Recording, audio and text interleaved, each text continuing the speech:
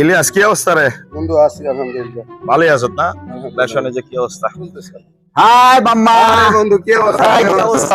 ভালো আছো? মামু কি অবস্থা? তুই এই তো কইতে মামা আসলাম। এতদিন পর কইতে এলি? আরে ও তখন না দেখলি অনেকদিন এই পর জন্য পর আয়া। তখন দেখতে চলে আয়, বুঝছিস না? মনটা তো তখন ছাড়া থাকে না এই জায়গায় পরে। ভালো একটা জিনিস হলো কি মামা, তুই অনেকদিন পর পর আস না, হঠাৎ হঠাৎ আয়া যা হোস দেখা করস, এটা সবাই করে না। যাই কি অবস্থা? ভালোই আছো না? এই তো আইসি, আন কি খাবি কও মামা? দূর বেটা, কি মানে খামো মানে? তুই কেন খাওয়াবি? আমগে এলাকায় এসে তো আমরা খাওয়াবো। তুই কি খাবি এটা কর।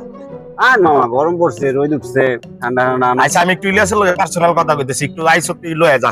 এই যে ওই যে রনির দোকান থেকে হাফ লিটার মজা লয়ে আর ওই যে সাগর কলা দেখবে যে ঝুলা রয়েছে একদম সুন্দর সাইজের, একদম এই সাইজের 3টা কলা লয়ে তিন বন্ধু খামো আর 3টা বনরুটি লয়ে একটু দুপুর টাইম তো নাস্তা হয়ে গেল, খাওয়া দাওয়া করতে দেরি হইব। যা মনে কিছু নিস না, তুই একটু লয়ে যা।